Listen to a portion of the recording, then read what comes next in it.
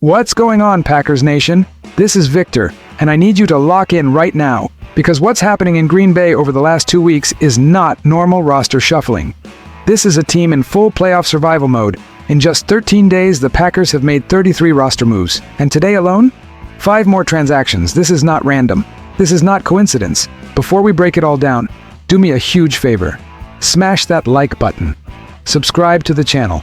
We are pushing hard for 600 subscribers, and every single one of you matters here. All right, let's talk about what these moves really mean. 33 moves in 13 days. What does that tell us? Let's start with the big picture. 33 roster transactions in 13 days. That's not something a relaxed team does.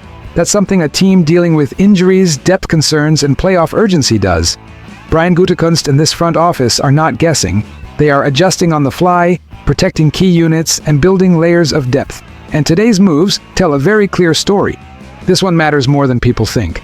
Linebacker Nick Niemann has been activated from injured reserve and added back to the 53-man roster for the playoffs.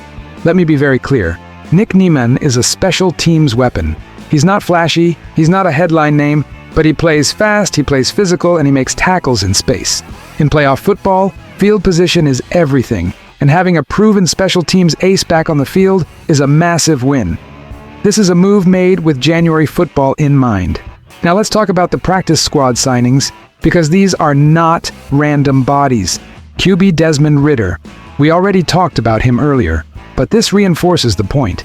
Desmond Ridder stays in the building because the Packers need experienced quarterback depth right now. 25 career games, 18 starts, over 4,000 passing yards, mobility, toughness, and system experience. In a moment where quarterback health is uncertain, this is a calculated insurance move. WR Julian Hicks.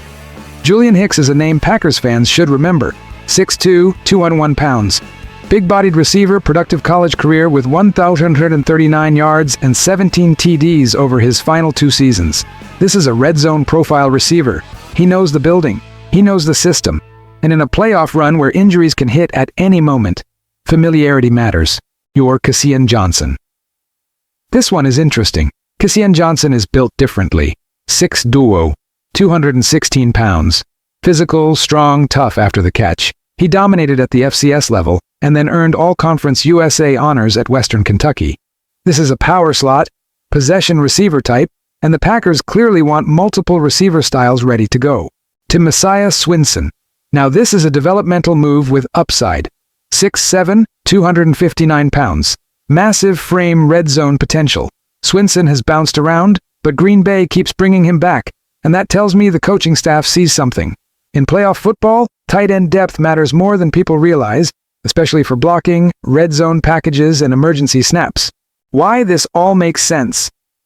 Fan to fan. Let me say this clearly, Packers Nation. These are not panic moves, these are preparation moves. This front office understands. Injuries happen fast. Playoff football is violent. One snap can change everything, and instead of hoping nothing goes wrong, Green Bay is building layers of protection. Special teams help. Quarterback insurance, receiver depth, tight end size. This is what a serious playoff team looks like behind the scenes. 33 roster moves in 13 days tells me one thing. The Packers are all in on surviving and advancing. They are not leaving anything to chance. They are not relying on luck. They are preparing for every possible scenario. And as a fan, I love seeing this level of urgency. Now I want to hear from you. Which of these moves do you think matters the most for the playoffs? Drop your thoughts in the comments. Hit like, subscribe to help us reach 600 subs. This is Victor. This is Packers Nation Report. And as always, go Pack, go!